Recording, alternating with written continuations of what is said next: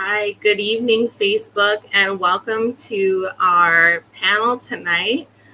We have a topic that we definitely want to dig deep into, which is talking about Governor DeSantis's trans sports ban. And first, I want to start out with some introductions.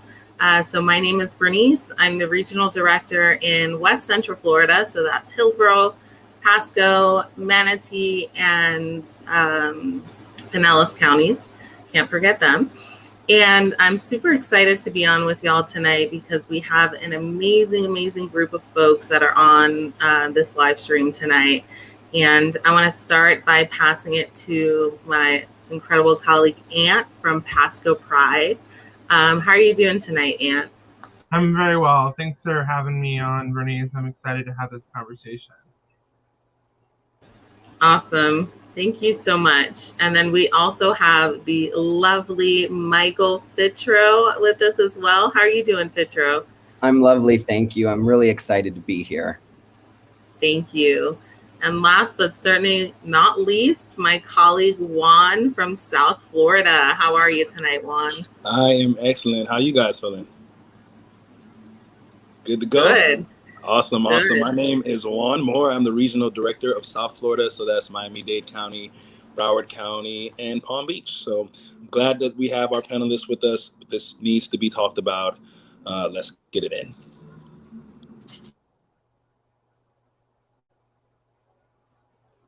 Awesome. So we want to start tonight by kind of framing and giving some context to the moment that we're in. The trans rights have been under attack for years, but more specifically, in recent years, we've seen a ban on transgender folks from serving in the military in 2017. And so I think that was one thing that really kind of encouraged folks and made them feel like for some reason that they could pass like terrible laws and discriminate against trans people because the president was doing it. So if the president was doing it, why wouldn't they do it, right? And that's unfortunate.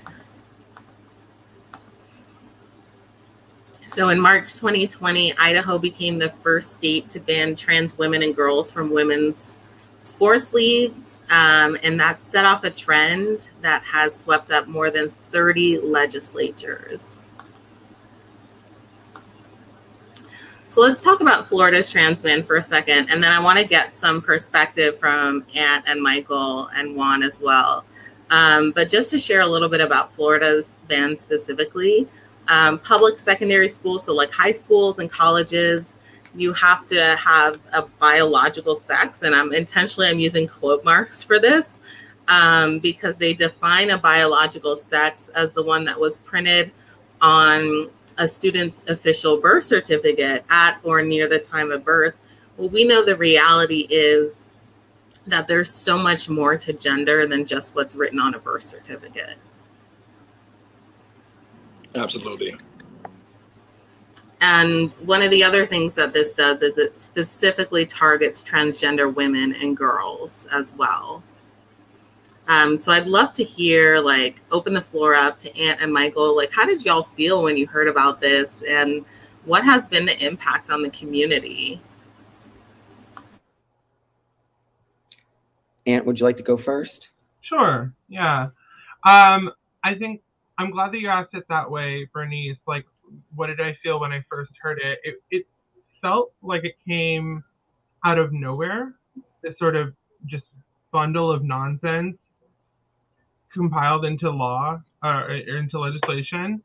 And because it was so outrageous, I really at first disregarded it and thought that it was going nowhere. You know, there was a lot of talk of like, oh, the person who introduced this bill, no one respects them on either side. So it was interesting to me how it very, very quickly rose to be the conservatives' new wedge issue.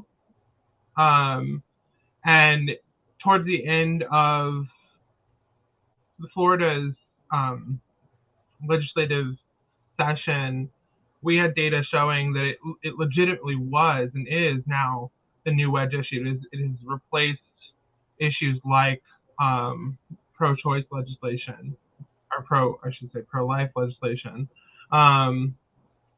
to really activate conservative voters. And, let me just say, Pasco Pride is a nonprofit, and we don't typically involve ourselves in partisan politics.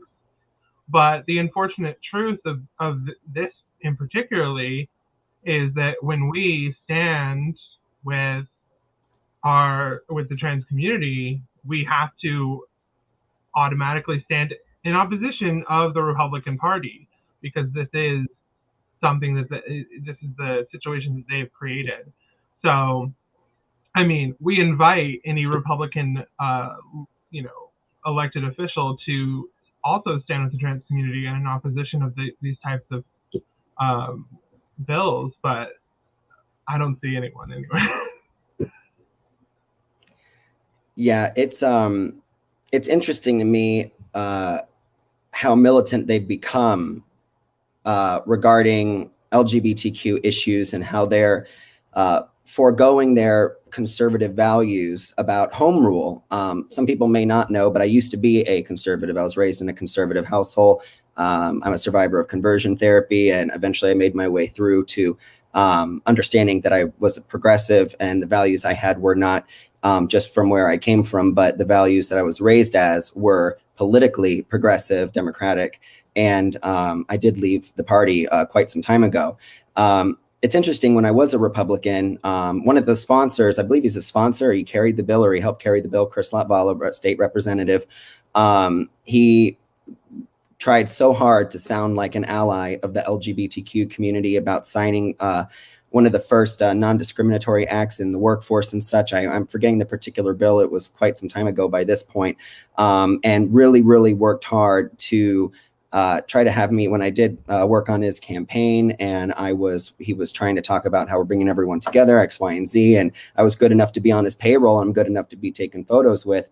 But people like me and people like trans women and trans young girls and boys are not good enough to be able to have their constitutional right to not have their genitals examined by a doctor because they want to play sports, and people might feel skeptical about who they are. So home rule is something that they believed in, where local school boards, local governments had the right to dictate what happened in their homes. But now that they've gotten the legislative power in such a way in their hands that they're wielding it, they're interested in doing whatever it takes to actually expand the government through their beliefs to fit what they believe religiously, imposing practically religious law through state mandates, which is completely against the Constitution of the United States and the state of Florida. It's really disgusting the way that this bill was written. One of the things that really just sit on my mind is the fact that they would write in there that children need to have genital exams in order to be able to play sports if they're skeptical. So it's almost as though they're putting minors on trial for existing, and then forcing them to go through a traumatic sexual examination, which to me sounds pretty criminal. Biological sex also as well, the fact that they're defining it as so is really uneducated on their part. It's actually quite dumb, because biological sex, when you're born, you could be presenting male, presenting female, or as so many people, intersex, or grow, and the biology and the way you grow and the way you evolve changes. And doctors oftentimes, for folks who are born with both, will pick whichever one they feel is dominant, but then you come down 10, 12 years later and they realize we were wrong. This is how their body's developing and changing. And so it's a very traumatizing bill, and it's a complete abuse of power by the Republican Party, and it shouldn't have to be partisan. We shouldn't be attacking children. We should be concerned with the water they're drinking, the fact that infrastructure is crumbling, the fact that the school books aren't even updated, there's not toilet paper in underfunded schools in the most critical areas of the counties in the state of Florida. They're not concerned about the well-being of the children. They're concerned about imposing the way they believe society should be structured on individuals and revoking their rights to have liberty, to have freedom, and to be able to have self-expression in who they are. As well as when they're talking about how boys and girls biologically are different and that they're over competing and they're going to just start winning all these races. And they don't point to children in sports. What they're pointing to are folks who are grown individuals. And then they're trying to point to folks who, whether they just transitioned or whatever it is, and say, well, see, that's it. And I'm like, okay, well, that's a 35-year-old individual. And number one, there's nothing wrong with them being able to compete in which gender or sex they identify with. But number two, prepubescent and just hitting to teenage years children are not Olympians, and they are not, 170 pounds full of muscle running, a 17-mile yard or whatever. These are children wanting to play sports, be able to make friends, and have emotional support groups and social support groups. And while they're saying they can't because of that biological difference, they are also forbidding parents from allowing their relationship with their private doctor to actually transition their children in order to make sure that those hormones are blocked and they can transition and be able to grow as the actual gender identity they are, that brain matches the body. So they're not even giving anyone an opportunity to be able to transition and have that, and then punishing them for the fact they don't have that opportunity. So it's quite a disgusting bill, and it doesn't make sense, and it's traumatizing our children, and it's abused by the state. Let's just be clear and honest here, and frank. It's an attack on human rights. So we might be using terminologies for the viewers to understand. And so we can also help identify people who don't have voices. But this should be called a people sports ban. Absolutely. These people are our mothers, our family members, our uncles, our cousins. By no means. They walk, eat, live just like us. And so it was a disgusting attack by Ron DeSantis and his cohorts. I like to call him Baby Trump. And by the way, Mr. DeSantis, where are you at as these COVID, everything, as these rates go up with infrastructure? We had buildings crumbling and falling, and you're trying to absolutely convince people that we are in danger, or our kids are in danger, when we know this not to be the case. And you should be ashamed of yourself, Mr. DeSantis. Yeah, I think it's really important to focus in on what the motivation behind this legislation really is. It's, I think plenty of the bill's sponsors and proponents will talk about how it's about fairness and it's about, religious values or family values or whatever, buzzword they like to use. But at the end of the day, this is about activating their base. Point blank. There's no other reason to victimize children in this way, particularly victimize girls in this way, young girls.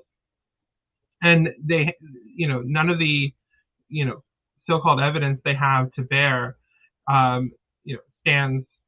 The only clear example of this legislation is to inflame their base and to make sure that they get out to the polls and vote for their conservative candidates.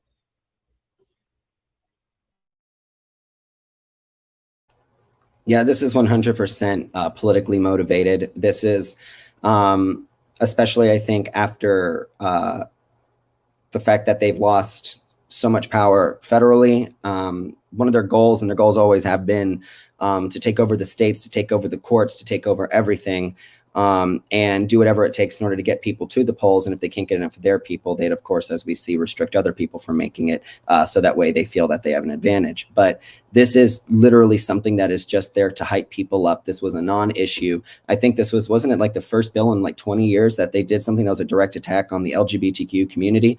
And it had nothing to do with anything other than maintaining and gaining political power. And they are going down to the point where they're willing to sacrifice children and allow children to go through traumatizing processes, commit suicide. Every single trans child, LGBTQ child that commits suicide or dies, whether it's from bullying, dies by suicide, not commit suicide. That's not the proper terminology anymore. Whoever dies from suicide, whoever is attacked, abused, anything, it goes back into the hands of the Florida legislature, of Governor Ron DeSantis, who chose to sign this bill at a private Christian academy in Jacksonville, not even in a government building, nowhere else, further proving that he's trying to mandate private religious beliefs over the individuals of the state of Florida, over that constituency, taking away their rights to be able to have freedom of their religion, freedom of their expression, freedom of their ability to choose their personal life, and mandating by the state. This was a political move. This had nothing to do with anything other than trying to maintain power and rile up their base.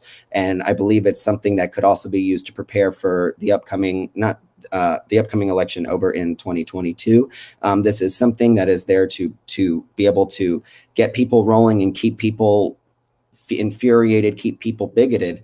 And oftentimes I feel like if this bill wasn't even introduced, I feel like the base, even though we know many homophobes are in the Republican Party and the conservative movement as a whole, they never were particularly going militant into the legislature like that. This was a direct move because they know they're losing power. They know that constituencies are starting to really see the light in what's happening. And so what they're trying to do now is they're trying to agitate them, and they're trying to build up their power again. And they're willing to sacrifice children of the state of Florida to do it. And they're also trying to say it's in the name of women's rights. They're trying to protect women all of a sudden. They actually care about women now all of a sudden, even though they're trying to restrict their health care access. They're trying to restrict their rights. They're trying to take away everything that they have. But they're saying they're doing this in the name of protecting women. But it's a farce, and it is shameful. Yeah. And I think a really important point to make is that not only is this harmful for all the reasons that Michael just mentioned to the trans community emotionally, this is, I mean, let's look at what team sports does for children developmentally. We know that children who are involved in team sports are more likely to succeed academically and just socially. We're talking about an institution that allows children to grow social capital, to grow social skills. All of these things are key factors for success later in life. So when you have a piece of legislation that excludes trans girls, you're limiting this entire segment of children from these incredibly important factors of development. And when they cut off the development of children, that eventually goes and leads into adulthood, into workforce, into personal lives, family structure, everything. Everything they care about, family values, they care about a strong economy, they care about the mental health wellness, they care about infrastructure, everything. That takes people, and that takes mentally well people, that takes healthy people to be able to operate, work with other individuals, socialize, and be able to maintain an independent life. And when the state decides to steal that from children and revoke their ability to develop and evolve into adults, to be able to socialize, to be able to be themselves, to be able to actually be in these groups, in these, as they said, developmental circles, and being able to grow, they are literally taking away the legs of the future of our society. And it does nothing but hurt the future, the economy, the infrastructure. It hurts literally the future of our constituency. And it does nothing else. It takes away everyone's ability. It takes away children from their families. It doesn't only hurt, children, but it hurts their parents. It hurts their families. This affects their parents, their grandparents, their friends. When we lose somebody, we don't just lose one person. We lose an entire family member. We lose a link to all these different parts of our communities, and it completely destructures, demoralizes, and dehumanizes society, families, and what it means to be a Floridian, what it means to be a kid in the United States, what it means to be free, what it means to have liberty. And so it's really a shame. And honestly, all this does is continue to hurt and worsen the mental health issue that we have in the state of Florida, and the drug addiction that we have in the state of Florida. The LGBTQ community, because of the abuse that they suffer and they face systematically, the trauma and the struggle is not that they are transgender. It is that they cannot accept the fact that they are transgender, and then they are abused and other people impose what they believe on them, thus causing that conflict within, knowing that they'd be hated, knowing that they would not be wanted, knowing that they're kicked out of so many homes, as thousands of LGBTQ youth a year are kicked out of their homes on the streets. They get into drugs, or they die by suicide. And this all goes back to the state. This all goes back to DeSantis. This all goes back to every single person that invested in and carried that bill. And there's no sensible alternative, right? We're talking about exercise and sports. I mean, we're not going to plug them into virtual reality and get the same effects as what you were in real life. And so also, I think I like the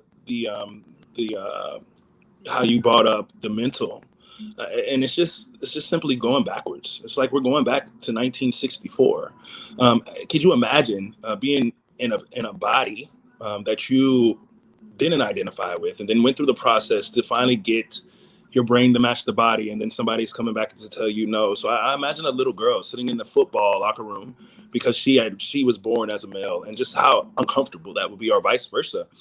So it's going backwards, and it will have long-term effects on the state of Florida and on our nation. I just wanted to jump in and also add, I know a few minutes ago, I think it was Michael brought up this idea of like womanhood or protecting womanhood, right? And that's why they are targeting transgender women and girls. And I just want to say, I am appointing myself as the only woman on this panel to say, hey, we don't need a man to protect womanhood. Like, we're good out here. We don't need that. Like, it's not for men to define like what womanhood is, right? So the fact that people are saying this, trying to do womanhood, like, to me, it's nonsense. It's nonsense, and it doesn't protect people. I feel safer when I know the people around me are like free to thrive, like free from poverty, free from discrimination, because those folks are more likely to just be living their life and doing their thing. Like, it doesn't make me feel safer to have people being discriminated against. I think that's an incredible point, Bernice. And, you know, I think the reason that might be is because if this group can be denied rights, then, you know, as a woman, I think particularly as a Black woman, you're just as easily going to be denied those rights. It's not like there's not historical precedent for it, or current precedent for it. Those conservative lawmakers are really driving this very corrosive discussion of like womanhood and the idea that trans existence and non-binary existence is attacking traditional gender roles, when it's about amplifying and adding to, not denying. And, you know, they're coming at it with the typical patriarchal idea of scarcity that we all know is a complete myth and that drives hatred.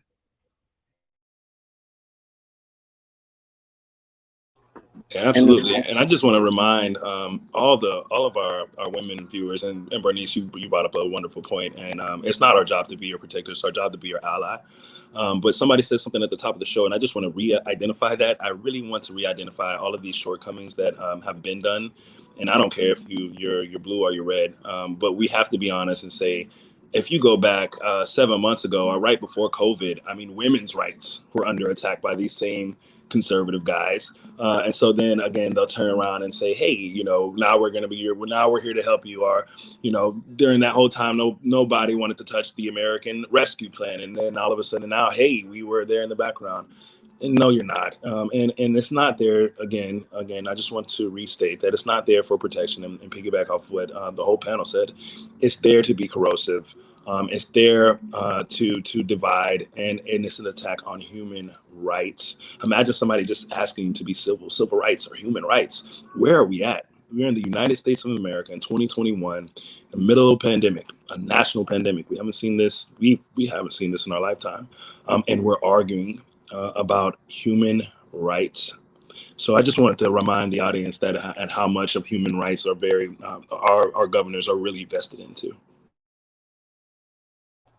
Yeah, well, we are facing, as you said, this pandemic. It's incredible. While they're fighting to ban mask mandates, they're fighting to make sure that children are in danger in schools by forbidding mask mandates or encouraging folks not to get vaccines, spreading disinformation and misinformation.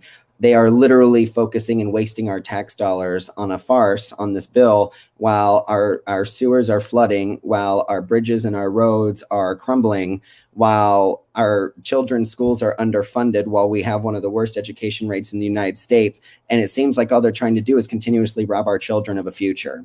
I don't understand why they're doing it. I don't get it. I can't comprehend it. And particularly on this issue of LGBTQ rights and the trans sports bill, it's just it's so appalling. It's almost like, you have so much to say, but then it's like, how do you even comprehend or fathom what is going on there? It's not a partisan issue. This is a nonpartisan issue. This is something that is literally about the constitutional rights of children. This is something that's about the right to freedom, self-expression, and the right to have your own beliefs, and to be yourself and to live authentically, and to most people, to live beautifully. And to rob that from individuals, it's just there's literally a conservative argument against what they're doing. Literally, what would be the basis of constitutional conservative or whatever, literally is, we are from many one, but we all have the ability to have our individual liberty. And they say the state shall not encroach on us. But what they're doing is literally imposing destructive and inhumane policies on us in the name of literally the opposite thing. And so this is an issue where sensible, common sense, half a brain Republicans, and then Democrats and progressives and those in the middle who are independents and whatever else, can come together on. This is literally about saving our children and saving the wellness of families. And if they talk about family values, if they talk about anything that they actually believe in more than just a marketing point that they spew out because they've memorized it for 10 years, they would understand what they're doing is completely the opposite of what they preach. And they are literally hurting the people that are voting for them, because every single voter that supports them, little will they know, just like Anita Bryant's granddaughter now is engaged to a woman, they have no idea who they are hurting, and their children that are watching them support these disgusting, vitriolic things. When they go and find that their child is no longer there, or they ran away, or they passed away, or they are going through trauma and abuse at school and they didn't know why, and all of a sudden they go, where did I go wrong? They need to look in the mirror, the voters and the government, because this falls back on them. And I am praying so hard, and not just prayer, but acting on the fact that we need to save our state from these individuals. We need to educate our folks and get into these communities and save them before it's too late, because they are militant about this, and they're going to do everything they can to maintain and hold power. We saw what happened on January 6th. We all know what happened January 6th.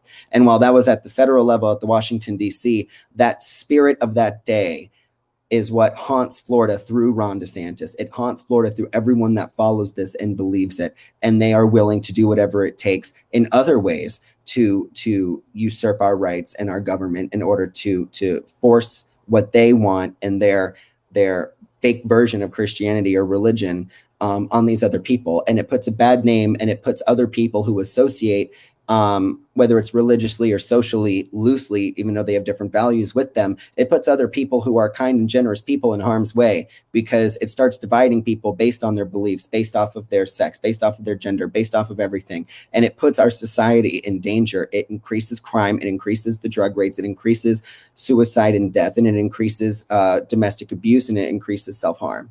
And so while we're already battling that in the state of Florida, and we are critically underfunded in all those areas, all they're doing is increasing the problem. And I can guarantee within the next half decade, we're going to see one of the most giant spikes, especially post-pandemic, with the trauma that we're having in the pandemic and the fact that folks aren't able to cope as well. A lot of people don't have the privilege to have technological access or familial access or any kind of support. We're going to see larger number of deaths, larger number of jails because of drugs, because they also don't believe the fact that drugs are a mental health issue, an addiction issue. They believe it's a crime issue, while they also enable it to happen. So if we don't change course of action and we don't collectively come together to change this, the next 5 years are going to be some of the darkest years for Florida's history.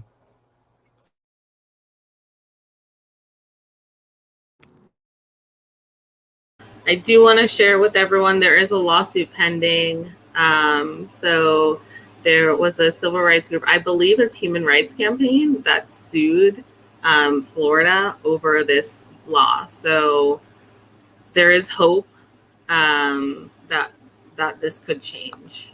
And what can we do to fight back? Like, just taking a quick second to think about, like, what are things we could do?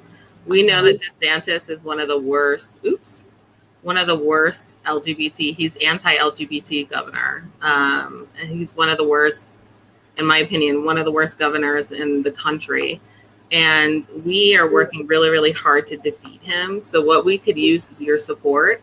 Join us, come volunteer with us. I know it seems like the election is far away, but the reality is we have so much work to do that we need to build up. We need to build up our capacity, like, right now, so we can defeat DeSantis. Because if we're not careful, this man could get elected again, and that's very scary to me.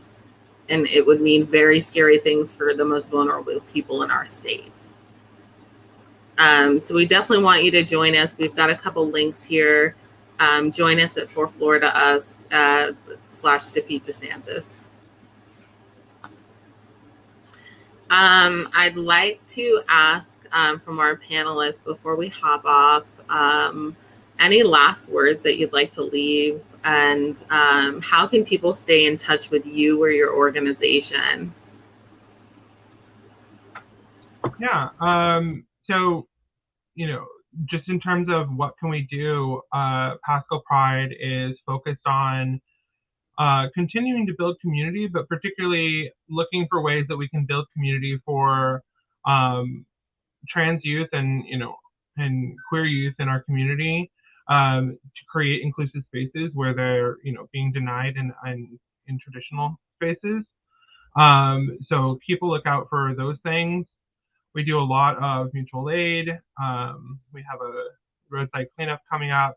And of course, our festival is coming up on October 9th, and that's going to be in Land O'Lake. So definitely go to our Facebook, have it right there on the screen, or PascoPrideFestival.com for any updates. And particularly as we see a rise in cases because of the Delta variant, we are looking to start a marketing campaign to get people vaccinated, connecting all of our members and the folks who follow us on social media to resources that they might need to get vaccinated. There's so many ways you can do it. So that's going to be our biggest push for these next 2 months leading up to the festival, is getting our folks vaccinated. Yeah, vaccination is so important. And so anybody and everybody that needs help getting vaccinated or whatever, please reach out to Ant, please reach out really to any of us. You can find me on Facebook, Michael Fitro, as it's displayed. And I also have my LinkedIn, which is the same if you want to connect. Equally so, if I could leave with any words, is that our future is dependent upon our actions. We're here to build the future that our children will see through their eyes. And so it's our responsibility to build that infrastructure for them to be able to bounce off of and continue creating a beautiful country and pathway for more people. Even though it's difficult and it's dark right now and it's hard, it's not over, and it's not close to over. And so I don't want anybody to give up. I don't want anyone to feel defeated. The way our country works is there's always a constant battle. We're never really at the end of the tunnel, but we can continue traveling together. We can continue building coalitions and relationships with people in our communities, and we can make that great change. And it starts with talking with your neighbors. It starts with talking with folks in the restaurant that you eat at, or your church or your synagogue, your mosque, wherever it is that you worship, or wherever you go for yoga or whatever it might be that you do. It starts there. Interpersonal conversations, exposure. The more people are exposed to different ideas and different people, the more they are more comfortable and the more they're able to understand and comprehend folks that are different than them. But yet we are so similar. We're all human. We are all people. There's so many different organizations to join. I am a Pinellas County native. I currently am the vice chair of the LGBTQ caucus of the Young Democrats of Georgia. But I'm still very well connected with Florida LGBTQ groups and different organizations. Pinellas County has some great ones. I know there's Stonewall Democrats, there's different LGBTQ orgs. There's the Trevor Project that is literally fighting, whether it's conversion therapy, these trans sports bills, and they're in every single state. There are so many organizations that you can get part of, volunteer, go and mentor a young LGBTQ individual. There's a lot that can be done. And oftentimes it just takes one person to believe in them. While the legislature may not be supporting them, what you can do is be the person that is that light in their life. And so there's opportunity everywhere, and all you have to do is grab it. I absolutely agree with that. I like that, Mike. I've known Mike like the last 2 years, and I call him my brother from another mother. I'm so glad to have both you and Ant. And I think you guys were just extraordinary. And I would like to just piggyback off of that. We don't have to take any of this crap laying down for our future with being here in South Florida. I encourage people, just like Mike said, talk to a parent who has a trans child. Talk to a person that's different from you. If you go to a pride party, I went 3 years ago. That was the best parade, the best damn party I ever had in my life. You know what I'm saying?